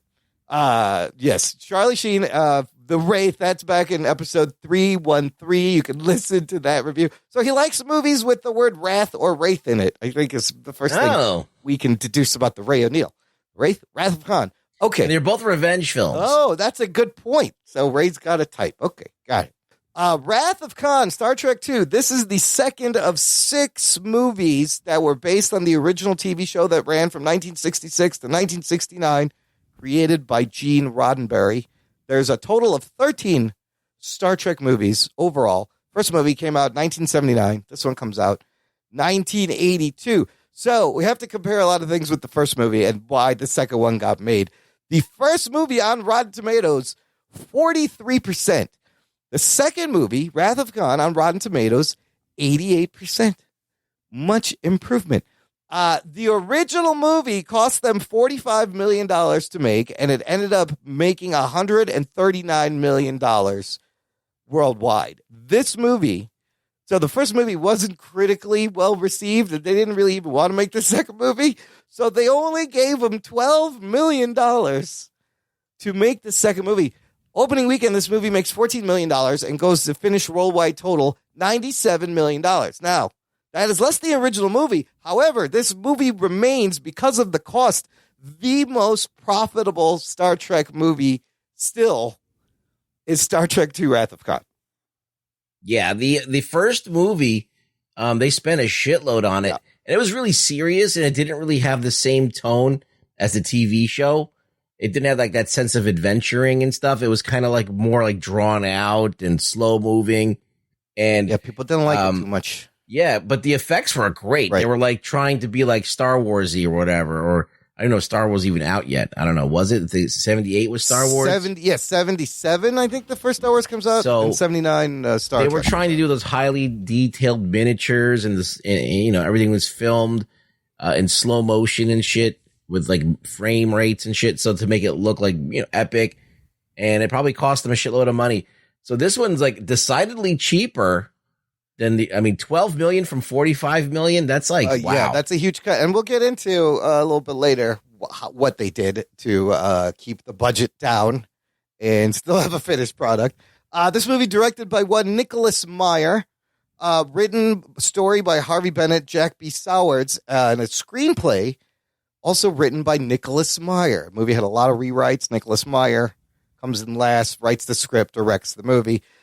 The cast, if you've never seen the Star Trek show or movie, is you got your OG cast from the TV show, which is Bill Shatner, recently of space, 90-year-old spaceman, William Shatner, Captain Kirk, Leonard Nimoy as Spock, DeForest Kelly as McCoy, James Doohan as Scotty, Walter Koenig as Chekhov, George Takei, oh my, as Sulu, Enterprise, Captain, Nichelle Nichols as Uhura, and then you have B.B. Bish playing Carol, Merritt Buttrick playing David, Paul Winfield, who's in every 80s movie, as Captain Terrell, and the very first film role for a young Kirstie Alley playing Savik, and of course, Ricardo Montalban as Khan of the title of the movie. This cast, by the way, if you ever want to see anybody that's been in a Star Trek movie in real life, just go to your nearest comic book convention, because somehow The entire cast of Star Trek is at every fucking comic book convention. Oh, shit. I don't know how they pulled this off. They're always there. There's always one of them You want signing to see something. Deanna Troi, you want to see Data, you want to see old ass James Doohan. They're all there. You can see any of them. They're all there. They're all there. It's amazing and hilarious that they're at every comic book convention. The effects of this movie, which I want to talk about, were done by Industrial Light and Magic back in the day. Anthony, since you've seen this the most fresh, when did you watch this? Well, we recorded this, or I finished the movie about, say, 10 minutes before I jumped on to record with you guys. Shit. Okay, very fresh. What happens in Star Trek II Wrath of Khan? And before you tell me, let me know what you know about the Star Trek going into this. Sure. So, Star Trek, not my favorite. Probably even less favorable for me than Star Wars. Yeah, I get that. Really didn't grow up watching any Star Trek other than like seeing it on TV, and every time I would turn it on TV, I'd be like, oh, this seems kind of interesting. Like maybe this is like a space adventure, and then there's just a bunch of people talking in a fucking ship. Yeah, it's every episode. It's just Sir Patrick Stewart just talking to people. Yeah. Oh, that one you watched, as a kid. Okay. Oh, I not even watched it. I'd like throw it on and be like, oh, fuck this. I'm turning the channel. Yeah. So I didn't really get too familiar with Star Trek until I saw the J.J. Abrams movies. I saw the first and the second one. I thought the first one was really fun. Mm-hmm. I actually kind of liked it. Realized that actually the tone of Star Trek isn't like that first movie at all. Like that J.J. Abrams movie was a little bit more adventure-y than how Star Trek normally is. Second one, I just remember Benedict Cumberbatch being Khan. He's Khan in the second one, yep. Yeah, so not a ton of familiarity with Star Trek, though, overall. I kind of have a rough idea of what it is. But it is a thing that's so big that you are aware. Like, everyone is aware of Star Trek, whether you've ever watched it. Yeah, like I knew William Shatner was fucking Captain Kirk. I knew Leonard Nimoy is, what's the guy's name? Spock, right? So, yeah, live long and prosper. I know about the hand thing. Yeah, it's huge. Everybody knows this. Yeah, so, I haven't been living under a rock. Yeah. I just don't like Star Trek. Yeah. So, what is this movie about? So, I guess it's the second movie, right? Correct. And Captain Kirk is like been promoted, so he's not really leading a ship anymore. And there's a bunch of young guns now on these ships, and he's kind of feeling like he's, losing his, I guess he's like off the saddle type shit. He wants to get back on the saddle. Otherwise, he's not human anymore. He's not like, he doesn't feel like himself, so he gets back on the saddle. And in the meantime, someone in Star Trek in the Enterprise is developing these like world-changing things, this Genesis thing that can make life out of nothing. And they're doing experiments to find a planet to do this on, and they find this planet that happens to be where Khan lives, and he's this advanced human, I would say, right? Mm-hmm. Genetically engineered superhuman that is from the 90s and was a tyrant then, and he was banished to this planet by Captain Kirk from some episode of Star Trek that I've never seen in my life. And he gets let out because the Enterprise accidentally dropped in on his planet, and he is off for some revenge against Captain Kirk, and he learns about this Genesis weapon and has diabolical things planned for everybody. So, and space adventure ensues. Well, a lot of space talking and slow-moving ships occur, but and lasers and lots of lasers, photon beams transporting. And I found out that this was the movie where was it the Takashi Maru? What is it called? Kobayashi Maru. Kobayashi Maru. Yeah. Also, which I learned about in Star Trek the J.J. Abrams. Right, movies. They used that in that one too. Yeah, just the idea of a no-win situation. But it seems like Star Trek always wins in these Kobayashi Maru situations. Of course, it's Star Trek. So, not knowing anything about Star Trek, all that, what did you think once the movie was over? It was all right. Okay. I liked it. I didn't think it was like, I don't know if I'll go back and want to watch that first Star Trek, which I was Wikipediaing during the movie, and I'm like, oh, the villain in that one was a giant cloud. Yep, I'm not going to watch that. I don't think you got to watch that one. But I might one day. I guess this is the start of a trilogy with Spock. Yep. Might go back and watch some of those. I mean, it's not like the craziest, most exciting movie, but there is some good like stakes, and I could kind of see like the underlying themes and the long-term rivalry between Khan and Kirk, and how Kirk's like, again, as I mentioned, the cowboy that's like getting off the saddle but then wants to get back on, and there's this young crew that wants to kind of get in and take over, and they they go on the mission. So yeah, I mean, I thought it was kind of a fun movie. You know, not everything completely holds up. It's definitely not as exciting as watching like Star Wars cold. Right. But overall, I did enjoy it. I thought, and I liked by the end, even though I haven't been following this franchise at all, like I could kind of get the emotional stakes of the sacrifice that what's his face Spock makes, and the kind of the speech at the end. So it all kind of even without that history, that knowledge, I could still feel all the years that were put into this, and could kind of feel the weight of what was happening. Nice. These movies ruled the 80s. They put out one like every 2 or 3 years through the 80s and into the 90s, which I thought was crazy. Ruggs, what is your relationship to the Star Trek, and what did you think of this movie? Oh, Star Trek? Oh, my God. I used to watch the TV show when it was on TV. It was just, to me, it was like Captain Kirk banging aliens. Yes. Like, that was like a good 60% of the show. I mean, say what you will about Star Trek versus Star Wars. Kirk had the swagger. He was the swag goer. Talking about getting laid. Yeah. He's dude. He does it. He'll bang more green girls than you've ever seen. Anyhow. But, it was like, I always thought it was interesting because, there was an interplay of Kirk and Spock, right? Spock's this logical Vulcan who everything logic rules his every thought. He's not emotional, and, he's always thinking of like, what the right thing to do is as far as logic is concerned. And Kirk is very kind of an emotional guy, and he has his own bravado, and he is a captain, and Shatner really, he defines this role, right? I mean, as much as of a caricature, and we mimic him a lot, people mimic him and they make fun of him, his whatever, delivery and everything. But he is the character, absolutely. right? Absolutely, he's Kirk. Just like, so he's Kirk. Yeah. Like that's the guy. I grew up watching that stuff, and like it wasn't my favorite thing. I thought it was kind of cheesy and like low budget or whatever. I wasn't like a huge fan, but I saw the movie, the big one, and I was bored as fuck. And then I remember that The Wrath of Khan.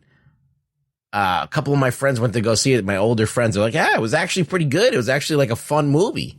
And I'm like, I'm not gonna pay to see that shit. And then it came on HBO, and I watched it, and I was like, it's pretty good.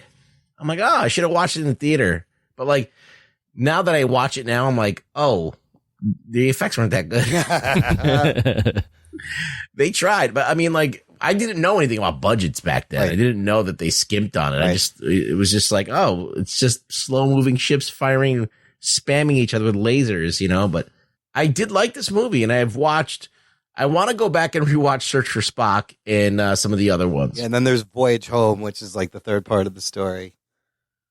So my whole thing, growing up, it was always Star Trek versus Star Wars kind of thing. You were either a Star Trek kid or a Star Wars kid. I was very much a Star Wars kid. I did watch the original show; it was always on reruns, but like the cheapness of the set and like the colors always like threw me off. Even though I love the Batman show, I was like, I never watched the Star Trek show. And the difference was it was a lot of talking. It's a more cerebral space science fiction compared to Star Wars, which is, shooting and space chases. But it wasn't until Next Generation that I really got into it and got into the writing and how smart the fucking show was. Like, that show is great. I didn't even mention that. Really great fucking sci-fi. You said Next Generation? Yeah, that's the Picard, with Picard and Data and Riker. Which one's Picard? Patrick Stewart? Yeah, Patrick Stewart and Deanna Troi. That's a lot of talking, too, but it's just more smartly written, yeah. You have Q, you got the Borg, you got some great villains, some great stories. So, and I've never watched... Are they all part of, like, is like... Every era is still part of the Enterprise? Is it all canon? Yes. Yeah. Some happen in different parts of time. Like there's one that goes back to the beginning of the Enterprise, not in the middle of its journey. And then stuff happens later. But this movie is huge because this movie was make or break for Star Trek. If it wasn't for this movie doing well, Star Trek would have been dead in the water. You wouldn't have had Next Generation, wouldn't have had Picard, wouldn't have had any of this shit. Nothing. Yeah, there's so many franchises. Yes. And right now, there's that Discovery franchise on Paramount. And there's the Picard show has a second season, which is more action adventure. Like they tried to make it like that J.J. Abrams era. Well, there's cartoons now too. There's the Lower Decks. There's so many things. By the way, everything Star Wars is on Paramount Plus app. Star Trek. If you're a Trek fan, you know this. But they have everything. So I'd never seen this movie before, but I knew of it. I knew of Khan. I knew of Ricardo Montalban.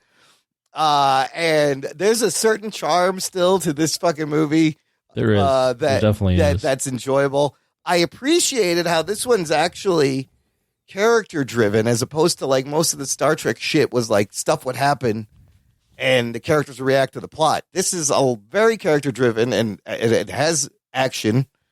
And it's just so campy and over the top and it's so nautical. It's fucking Moby Dick. Like Khan is literally quoting lines from fucking Moby Dick in the movie. It's absolutely so great. I wouldn't say it's particularly campy. I'd say like it is. It feels of its time. Yeah. But what kind of surprised me, Imran, was campy. They were serious. Was like the amount of like. It was a little melodramatic acting, but like melodramatic. But I think there's a lot of like blood, which I was like, whoa. Yeah. Like the scene with the ants or whatever the fuck those things crawling in the ears, and then everyone being slaughtered, and you just see like pools of blood. I'm like, whoa. Yeah, that's true. Star Trek. This isn't Star Wars for sure. No, they're getting after it. I mean, I even love the opening shot where, she's doing the Kobayashi Maru and the opening shot when Kirk walks in and he's all backlit looking badass and the lights are playing. I was like, oh shit, look at fucking Shatner. But like you said, the themes of this movie are about aging and passing it on and can I still do this? And they all look fucking old in this movie already. And it's only the second movie.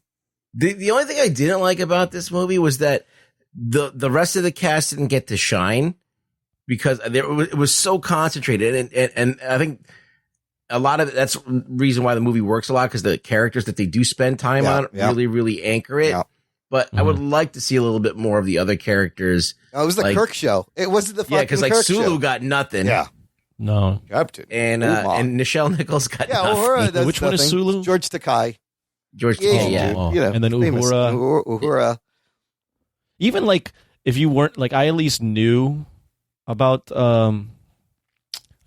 Right. But if you were just cold, like Spock's sacrifice at the end, because he doesn't really have a ton to do in the movie either. He's just kind of like hanging out. Well, there's a reason for that too. Okay. Okay. Because it really feels like Kirk, with George Montalban.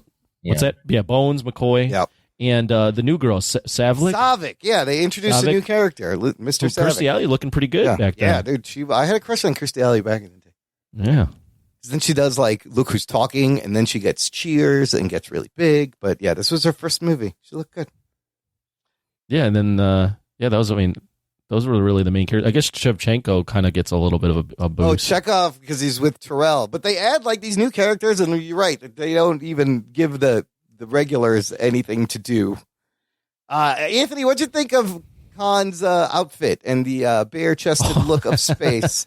I think it's fantastic. Was that his real body? Oh, yeah. Montalban was jacked. Do you know Ricardo Montalban? That's what I want to know. What do you know Ricardo Montalban from in your life? I've seen his face, but I can't put it like what Fantasy Island. His big thing was playing Mr. Rourke on Fantasy Island with fucking what's his name? With Tattoo. What was his name? Hervé Villachez. Yeah, that's right. Well, the only reason I ask about his body is like because he takes off the way they do the reveal is he takes off his gloves and I'm like, oh my god, his hands look old as shit. Yeah. And then he takes off his mask and he's like, he has wrinkles, but then his like chest is like perfect, like no wrinkles, like you gotta look aging. Look at Kirk Douglas and Burt Lancaster in Spartacus. That's Montalban. And that outfit was like, I was like, what the fuck? Like, it's just so out of nowhere, and his crew is so out of like left field in terms of space outfits.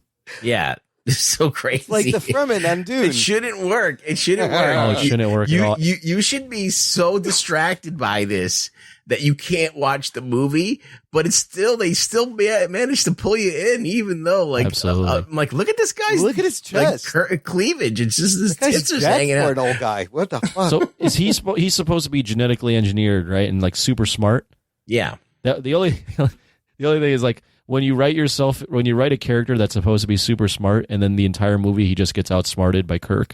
I was like, how smart was he? Yes, how smart was he? He did fall for the fucking lie about how long it's going to take to fix the thing. He fell for that. He fell for he chased them foolishly into the nebula or whatever. He shouldn't have done that because he's hot-headed. Yeah. God. He just like let his like personal and like instead of like he's not very smart.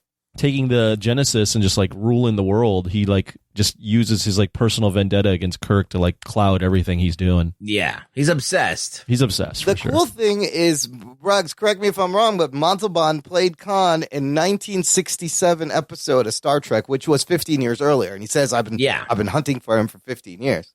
Yeah, he's in that episode, and it's kind of weird. I don't remember it at all, other than like that he does get exiled, but I just remember like he's in some kind of like Egyptian costume, and he's got like he's got dark hair, and he I think he's made up to look darker than he is.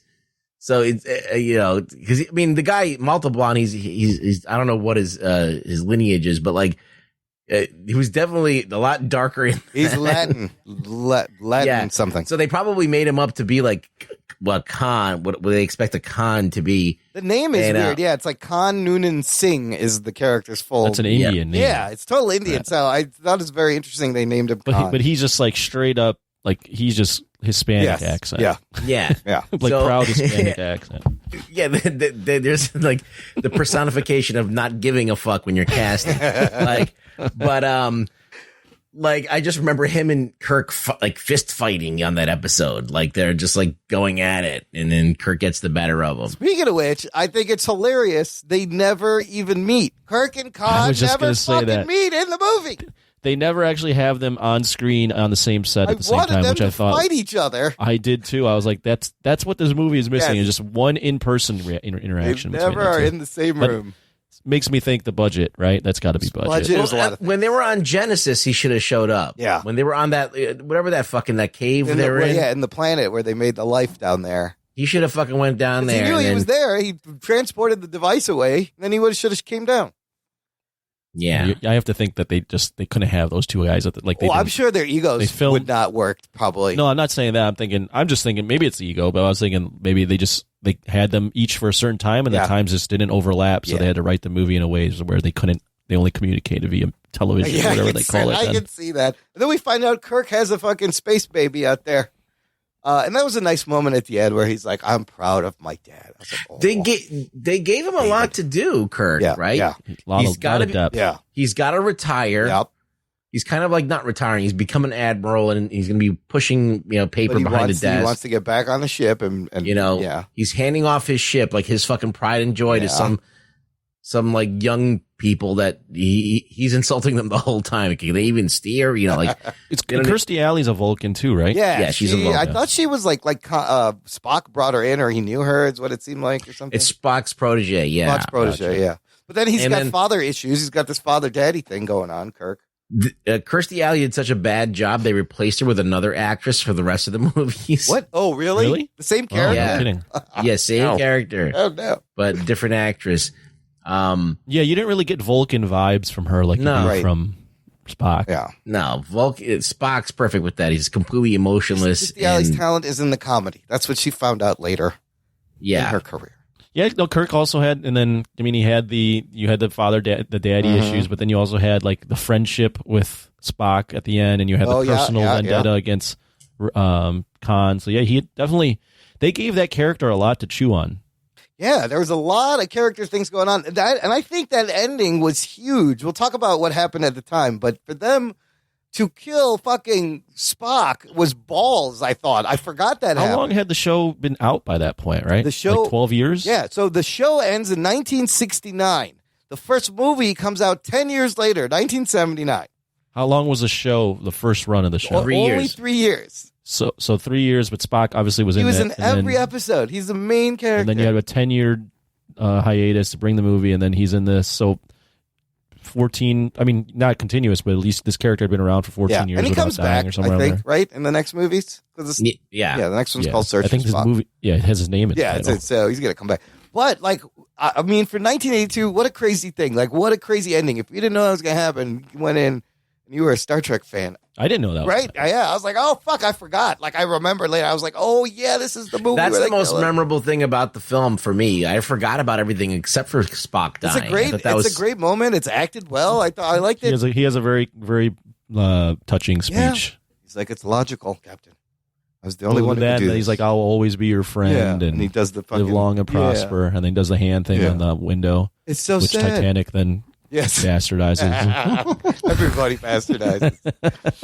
That was a crazy ending, and they blow up. And then the speech that William Shatner has to give. Right. Yes, there's got to be that, and then it makes up with the Doesn't sun. he say something like he's the most human out of all of us or whatever? Right. Yeah, something like that. Even though he had no humanity. Right. Yeah, it was good. I mean, it was. I mean, like, it could have come off as cheesy, especially for me that hasn't seen any of that stuff. But I definitely was like, oh, this is an emotional moment for the series. I was like, Anthony's putting off this film for until the last second because he doesn't want to watch it. I didn't. I'm like, I wonder if it's gonna work its magic on him when he does I watch was it. so He's gonna curious fall under what its he was spell. going to think. I didn't want to watch it. I know Yeah. you didn't. That's why I'm glad we forced you. And that's Patreon? even more of a thing because when you don't want to watch something and then you end up watching, you're like, hey, it's not that bad. Yeah, you're like, Yeah, no. that was exactly my reaction. I was like, this is actually I can pay attention to this entire movie and not be bored. And I knew coming in that Star Trek was the talky space thing out of the two, big rivalry with Star Wars. Yeah, that's the funniest thing when you watch any Star Trek. It's slow moving spaceship. So Star Wars is like your action video game, like your running shooter. Star Wars is like your RPG turn based video. Star Trek. You can't really say that anymore because there's so much Star Trek medium out now that's all action oriented. Abrams picked it up, trying to be like the Abrams version. But those early stuff, it was always like strategic slow moving ships and strategic laser blasts. Like who is the girl from Walking Dead? Is the captain or like the Spock on that one, right? On Discovery. Oh, right. I forgot what her name was. Sonequa Martin Green. Yeah. No, the one with 7 and 9. Oh my God, 7 and 9, so sexy. I watched. Who? She was a Borg named 7 of 9. Was that Jerry was Ryan that Deep, playing her? Was that Deep Space Nine? That was Deep Space Nine, I think. Look up Jerry Ryan. Super hot Borg. 7 and 9. Okay, here's fun facts and some notable things about this movie. This movie is, again, like I said, considered the movie that saved the Star Trek franchise. A lot of people still consider it the best Star Trek movie out of all of them. So, like I said, the first film the critics didn't like, but they had tons of footage. They had tons of sets still made. They had tons of costumes that they could reuse to make the sequel on the cheap. They reused some of the same shots from the original movie are repurposed in this movie. All the sets are repurposed. The models are repurposed. This is how they kept the budget down. When making this movie, the first thing Paramount did was fire Gene Roddenberry as producer. Oh, shit. Because he was just getting in the way, and there was constant rewrites. So in the script goes through a bunch of different versions, and Khan is in it, and there's in some versions Spock dies in the beginning, some it's later. This guy, 2 weeks before ILM needs the script that they have to start storyboarding, they hire this director, Nicholas Meyer, who had only made one movie previously. He comes in 2 weeks. He rewrites the script based on all the previous drafts and the fact that he had never seen an episode of Star Trek. Oh, shit. In his life. He just read the previous drafts and he comes up with this draft that they shoot.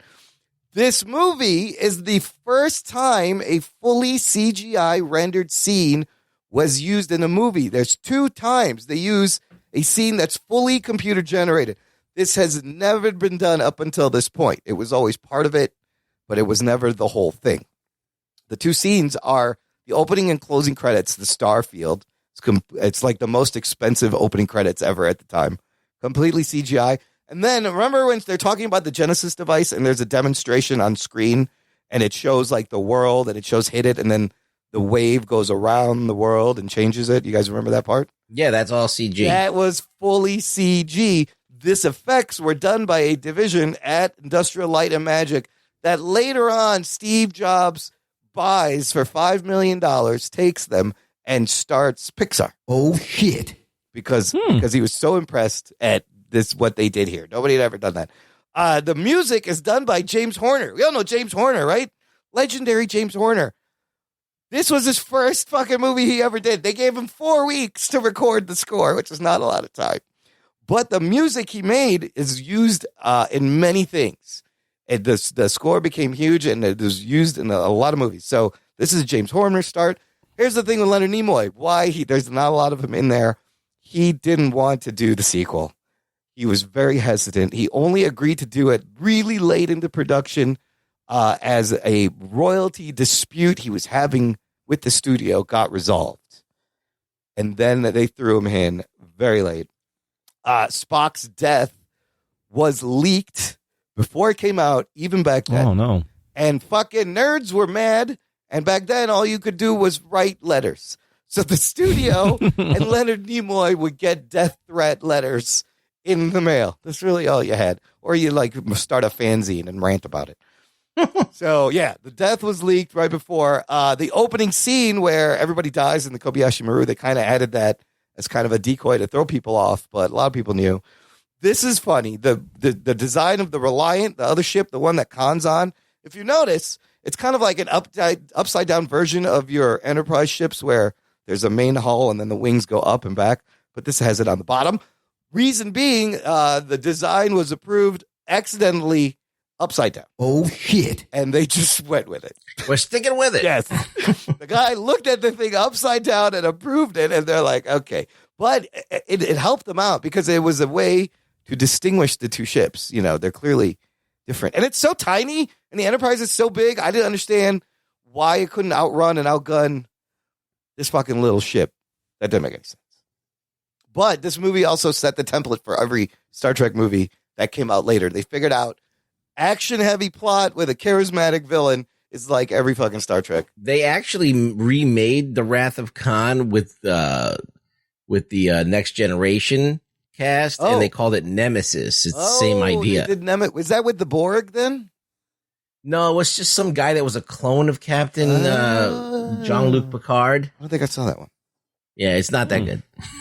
Khan is better. This is way better. Khan is fun, and it's still... They remade it within the Nemesis... Yeah, Star Trek series? Nemesis.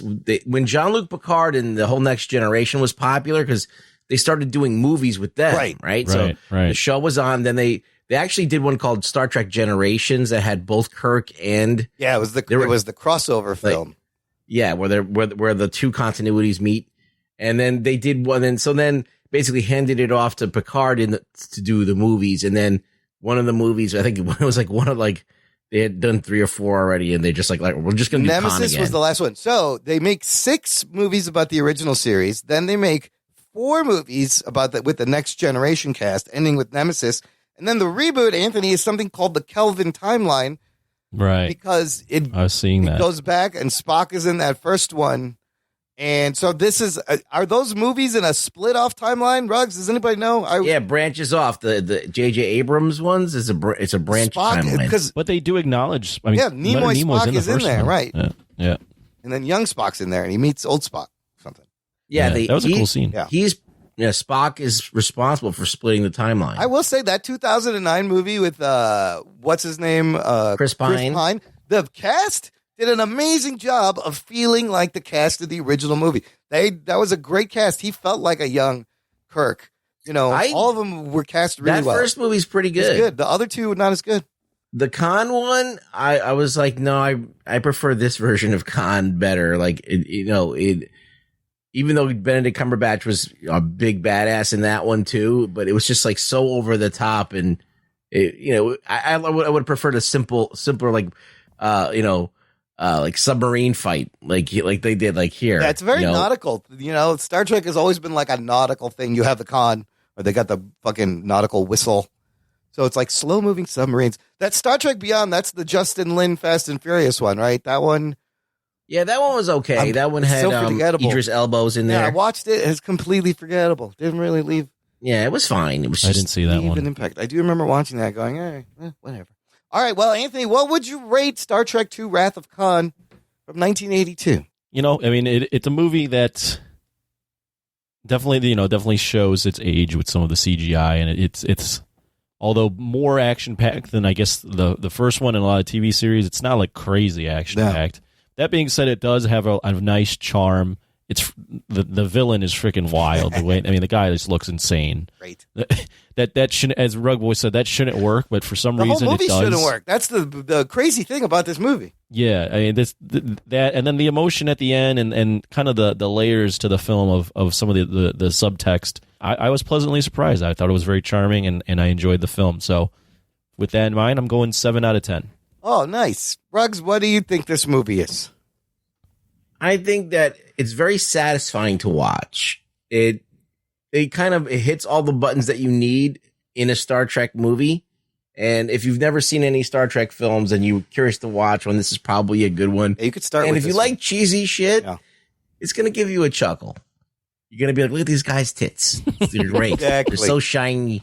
They're glistening. Airless. And yeah, so I'm going to say 7 as well. I was going to do a 7. So we're on the same page. Okay, for Ricardo Montalban's bare chest alone, it gets an 8. Absolutely. Fuck yeah. I mean, I've never seen anything more glorious. Where can I get that shirt? Do they sell it at Express for Men? Well, the first thing I thought it was not only his chest. I was like, look at this head of hair this guy the has. mullet hair and the gray hair is great. And he's got gray bangs. Gray bangs. The only thing that I thought that was weird that they didn't do was that they just cut to Khan in that getup that he's wearing when he takes it off. Yeah. They never had a shot of him like coming up on them with that getup on. I mean, that mask was cool. It makes him look like an alien or something, right? He looks like a weirdo in that thing. So it would have been cool to have him like a shot of him like coming up and sneaking up on those guys, and then they're going, "What the fuck is that?" And you think it's an alien, but then I see what you're saying. And the next shot he takes his shit off, and then it reveals it's Khan. They didn't do that. The helmet was cool. He had a cool helmet. I was like, oh, the helmet's cool. There's no red shirt dude that dies in this, is there? Isn't there always a red shirt guy? That's in the TV show. Well, no, there was a guy that died. Remember the guy that he talked to a couple times, Kirk? Oh, yeah. Terrell kills himself. He was wearing a red shirt. No. The young guy on the crew who dies. Oh, right. On this movie? Yeah. There's like a young guy in the crew when he's he's a new engineer. He's talking Scotty. Yeah, what was the question again? Who is he? No, there's always a person in a red shirt that dies in Star Trek TV shows. I like that. I mean, even that little thing. It was like he followed instructions and he like stayed behind. Like he didn't abandon his post, and that's why he died. And then they like show this like mutilated body of him. I'm like, holy shit! There was a lot of death and killing in this movie. And not shy about showing the blood or like the burnt face. Like even at the end when Khan's all fucked up. Khan's face is all burnt up. Yeah, he's like 3 steps away from looking like the guy in RoboCop that got acid sprayed all over him. Oh yeah. And I like, and they throw the rating at you to start the movie. It's like TV, it's like PG rating, and I'm like, oh, PG, like this has got to be super kiddie. And then you just see all this blood. I'm like, oh, the ratings back then were totally different. This is what you could get away with. The PG in 1982, it was either PG or R. So if there's no boobies or F word, it's PG. Like there was boobies. They just were his. They were male boobies. There's no full frontal. Rug Boy hasn't passed up one opportunity to mention that man's boobs. It's all I can remember. It's one of the things that there's 2 things I remember. It's Spock dying and his tits. Yeah. And those are the 2 things that define this movie. Those are the highlights of the movie. Absolutely. His hair comes in as a third. Yeah, no, his boobs are that wig. Those boobs are. That outfit just. He looks like he's like doing his best impersonation of what he thinks Genghis Khan would look like. Yes, he's Khan. It's his lineage. Yeah, that makes sense. I didn't even think of that. It is Khan. It's the same Khan. But like that shouldn't work in the movie's supposed to be what, in like 2200, 2100? 23rd century, yes. Yeah. 2200. So yes. Like, why is he wearing that? Ray O'Neill, thank you for your patronage. Great movie pick. Good job on the second one. We need more movie picks. People sign up. We have a few left, but these are fun to do. There isn't a big release coming out, so sign up on the Patreon. $10 a month gets you a movie pick. Thanks again, Ray. Let's do some news from the nation. It's time for news from the nation. It's time for news from the nation.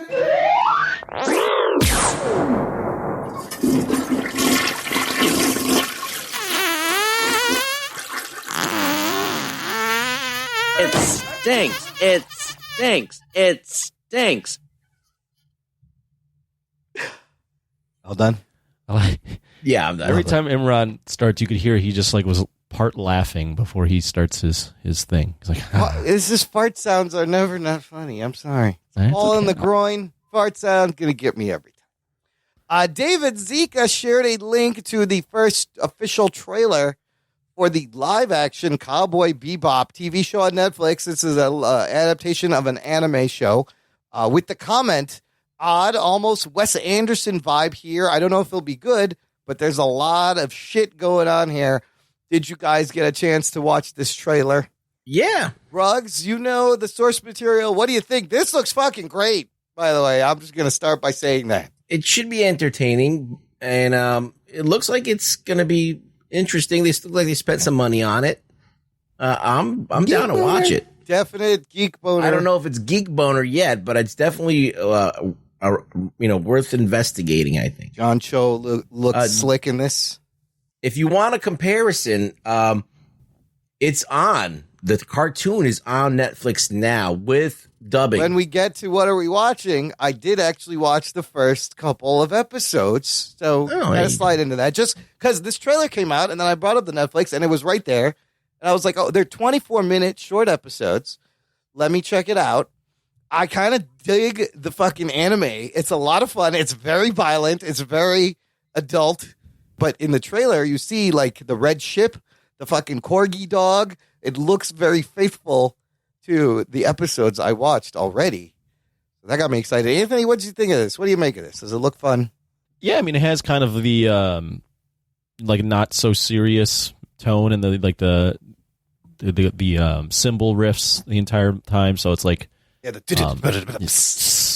it's like it's not taking itself too seriously. I still don't really know what it is, so I don't have that attachment to it. I do like. I think John Cho as a lead is kind of an interesting choice. Yeah.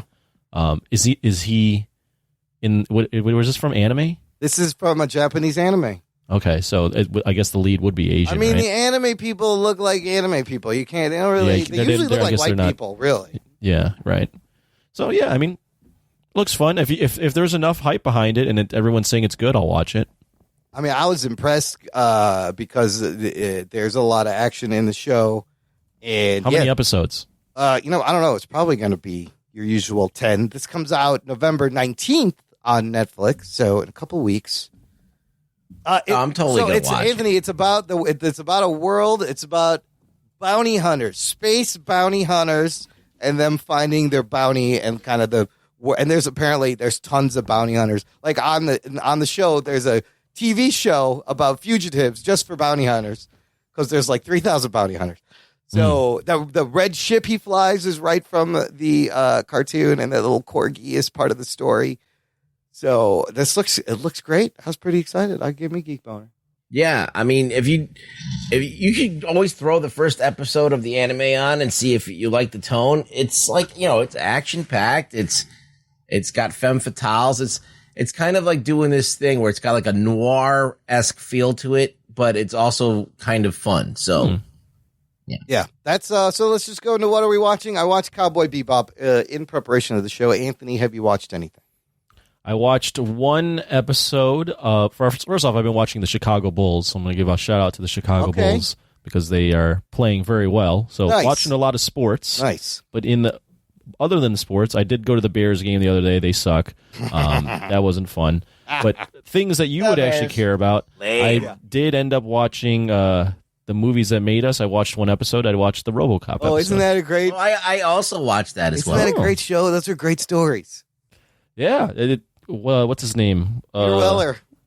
Peter Weller's a freaking... And Verhoeven. Verhoeven's a wild man. He is Peter amazing. Weller, obviously... I like the most interesting thing was that he decided to like prep by doing like ballet. Yes, basically. He started doing these ballet movements, and Verhoeven's like, "Well, hold on, what are you doing? What is this?" Well, that and then they put the suit on him. He's like, "Oh, there's no chance you can do any of that." This. Yeah, he could barely move in that fucking suit. But I mean, the way they designed like that movie is like it's just a perfect movie. It's so good. It's so good. And the suit just worked like it shouldn't work, but the suit works so well. And it does have that Detroit. I didn't even think about that, but it had that. They made it like a Detroit car. Yep. Yeah, really, really good stuff. It's one of those things that I remember distinctly when I was a child, and there was that big theater stand-up, in the movie theater of just RoboCop getting out of the car. Yes, I remember that thing. Yes, and I was like, "This is the fucking coolest thing I've ever seen." It was like glistening with light and like. all fucking crazy looking and shiny and shit. Oh, And I was yeah. like, God damn it, this is fucking awesome. Well, and the way they do the reveal, right? Like they recap it in that TV show, but first you kind of see him, like you His see a point of view, and then you see him walk by a monitor, right? So you only see his back, and then you see like everyone's like running, and you see him behind the cage, and he's shooting. Like he's and, a like, monster. But you never like everyone's like kind of like trying to take a peek at him, and they keep like showing like back shots, side shots, and then you don't, you see him behind the foggy glass, and then that scene happens, in the movie where he stands up out of the car, and it's just like that's a perfect way to build up to this character. Yeah, I know. I can't believe they remade that movie with the guy from Suicide Squad. Is it good? I haven't seen it. That's Joel Kinnaman playing Joel RoboCop. Kinnaman, yeah. Joel Kinnaman playing I RoboCop. forgot. I've seen Gary that. Oldman's in it. I don't. Yeah, I don't remember it. It's RoboCop without any of the balls. They took all of Verhoeven's crazy fucking ass violence. Dude, and, how violent is that scene and- where they shoot his hand off and then shoot his arm off? Jesus, Yeah. fuck. So it's and then just for some watered down. reason, in the new version, he keeps his hand, and so he doesn't have a robot hand. Oh, right. I guess you can even use it. You can't even jerk off with it. What's the point of having? I love it at the end where they're like, "What's your name?" And he goes, "Murphy." Oh, it's so Yeah. good. So I mean, good. It's so good. Him by the end of the movie when he takes off his helmet and he's and he comes to that realization that he's a man. He's still the humanity within him is still there. Yep. That's just so well written. Yeah, it did not need any of the sequels because they are all horrible. Yeah, Just- I liked the second one a lot as a kid, but revisiting that, I'm like, they really took away a lot of the Frank stuff they Miller wrote established in the first one. Wrote the third one, and it's that one's terrible. horrendous. He wrote the second one too. Oh, he wrote the second. He wrote all of the bad ones somehow. Yeah. Frank Miller. Right. That third one is so bad. Is that the one? That's not even him. I know. Was It's that not the one Peter where Weller. he's flying around? It's he flies and he fights robot Oh my god, ninjas. it's so bad. And the quality is just dog shit. We'll always have RoboCop 1. RoboCop 3 is one of the worst Speaking movies of old all 80s time. movies, you guys, I watched Dune 1984. Oh, shit. Did you understand anything more? I recommend watching that movie if you have seen the new one first. First of all, I watched it because I wanted to know the rest of the story. I don't want to read it. Someone just show me the rest of the story, kind of what happens. And it's got, again, it has its charms. It reminded me of Flash Gordon a lot. It's just like the effects, the fucking personal shields in that one, Anthony. Oh, horrible. When they turn on the personal shields, it's Oh my these God. translucent square boxes that are just surrounding the person, and they're blurred out. What a choice. And you can't even see what's happening, and they fight, and there's these clunky boxes just slamming against each other. It's fucking hilarious. But then, out of nowhere, Sting just shows up in his underwear, and the fucking Baron is like King Herod from Jesus Christ Superstar, like just over the top. It's a wild movie. Yeah, that they swing really, really. You have a version that he's just like this beast monster that doesn't say anything, or he's just like Darth drooling Vader. over fucking Sting when he comes out. I hope they introduce that character in the part 2, Fayed. And if you watch the sci-fi series, you get a nice kind of middle ground. So it was fun finding out the rest of the story, and it's going to be dope if Villeneuve does it his way. But it was a fun watch. I was really curious to get into more lore of Dune. I was like, I need more Dune. Did you learn anything? Do you feel like it helped you? Yeah, it does do a lot more. So here's the thing. Everything that's in the 2021 Dune movie is in this movie, and then 200% more things. That's basically how it works out. All the scenes that were in that movie are kind of in this movie because they're from the book. So, but then there's just more things. The Emperor's the Emperor's daughter is narrating the thing, and she's part of it. Yeah, she wants to bang Paul Atreides. Yeah. And yeah, it's just funny. Oh, but Patrick Stewart is in there. That's right. He plays the Josh Brolin role, and it's pretty good. Yeah, he's Gurney. Yeah, he's Gurney. So young Patrick Stewart. I got something. I was just doing some research right now just about RoboCop. Yeah. I don't know if it's still happening, but in 2020, or they had announced they had cast a director to make a RoboCop Returns movie, which would be a direct sequel to the first one. I remember and hearing ignore about everything this. else. What happened to it? Are they still making it? Like, they have a director, Abby Forsyth, and it's the writer Ed Neumeier who co-wrote the original one is supposed to be writing the script to this. I remember hearing about this. I hope. Well, do we want this? Maybe. I don't know. They tried to do it with Terminator. It didn't work. Dark Fate was. You don't mess with. They shouldn't have made any sequels to this. I mean, are they going to get old ass Paul Weller to get back in the suit? What are they going to do? Peter Weller, yeah. Peter Weller. I mean, not Paul. You know what? I'm give it one more shot. If you're going to ignore all the movies and make a true sequel to the first one. Hey, at least the second one had this fucking kid that was swearing. Oh. Yeah. Well, you could do it about, like, you can still make it about corporate America and shit. And a lot of the themes still kind of hold up, and poverty and all that shit. So would be curious to see it. Yeah, I kind of want them to make it anyways. Even though I'm gonna rewatch the new RoboCop to see it again. I remember I watched it. I was like, this isn't RoboCop, and then I was like, I just completely like disavowed it. But I'm like, let me watch it. Joel Kinnaman. I've seen him in other stuff now. He's not like this nobody now. Let's just. I like the Joel Kinnaman now. He was bland to me, but now I like him from a couple of things. Anybody get a chance to watch Army of Thieves on Netflix? No. I watched it. It's pretty good. Is it good? It's long. But it's the backstory of the one safe that Dieter cracks in Army of the Dead. If you remember how he was excited when he got those blueprints, and he's like, "Oh, the Gotterdammerung." It's a series of safes made by this guy, so it's pretty clever the way they made this prequel. Was it good though? It's good. It's a fun watch if you're sitting at home and you got the Netflix on. Fucking long movie, a lot of twists. The Miss Sunday, what's her name? She is just stunning. From Game of Thrones, that girl. Emma Sunday. I don't know what her name is. Hold on. We have to find out her name because she's beautiful in this movie and she's got great chemistry with this Dieter fella. Natalie Emmanuel playing Gwen. Oh, and the guy, man like Mobeen, if anybody's seen that show, that brown guy who plays Mobeen, Guz Khan. He's really funny. Funny comic. He's in there. It's good. I don't know. They're also making a sequel. Zack Snyder announced the title of the Army of Dead. It's like Planet of the Dead is the name of the sequel. Oh, shit. Anything else anybody want to shout out? I got one more thing that was interesting. Okay. What do you got? Remember the Business Wars podcast? Yeah. I stopped listening to that. I stopped listening to it many, many, many ages ago, but it was still in my feed. And I was like, let me check in and see what they're doing. They're still doing great shows. There's a 6-part series called Bad Boy Records versus Death Row Records. Oh, yeah. Biggie Smalls and Tupac. That's great. But right now, Anthony, the one they're doing, it's called Crypto War.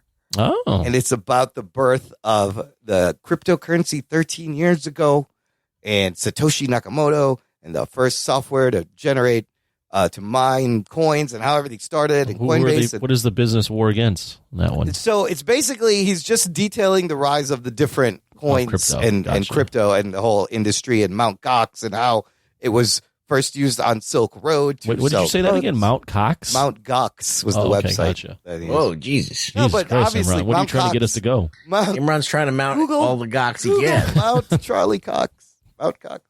No, but it was obviously on Silk Road was using Bitcoin early to buy drugs off the dark web. And, But it's super fast. And they do a really good job at explaining the technology and how it evolved and the blockchain and how it's all connected. It's pretty good.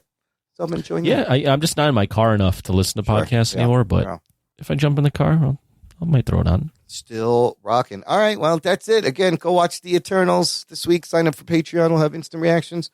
We'll have a full review next week. Ruggs, where can the listener find you?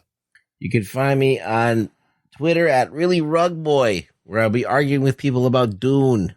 Oh, yeah, you've been doing a lot of Dune commenting. I've seen you on Devin Faraci. And, yeah, whoever wants to play. It's a good time over there. You and Devin are going at it? No. Oh, okay. I was going on. Eddie Steak had a bone to pick with me, saying that I would rather watch a Michael Bay film than this Dune movie because I need everything spoon fed to me. Oh, wow, that's just so off base. That's a dumb fucking statement. Yeah. And I'm like, yeah, because I want the movie to be better, I have to watch a Michael Bay movie now. That makes lots of sense. Wow. Whatever. I'm going to check that thread out. That sounds... the greatest thing about that was that he had one of these people swoop in and try and like, shut the fuck up. You know, in the first, 5 minutes of the movie, Chani says it. I'm like, no, she doesn't. And I went and I went and found the transcript. And I literally like, no, nowhere in this does any of this mentioned. I'm like, you're wrong. Fuck you. And they just didn't know what to do. So they just started gaslighting me. Like, I need to, like, you're the type of guy that likes to watch those movies. I'm like, no, I'm not. Like, now you're just switching the argument. That means I'm winning. So that's all. I picked up on the context of things, sort of, mostly. Yeah. But now you were so starved for more. You went and I watched had to watch the shitty Doom movie. old yes. Like, I need to know what the fuck happens now. You can't leave me hanging like this. You fuck. Yeah. So there you go. Anyways, fun stuff like that. Stay subscribed, listener. Check it out. Share the show. Visit the show notes for all the links to everything. Thanks for listening to the Jock and Nerd Podcast. My name is Imran. My name's Anthony. He's the Jock. He's the nerd. We'll peep you next time. I fucking loved it. I really don't give a shit. I'm pumped. Yeah, me too. Fuck that show. Jock and Nerd.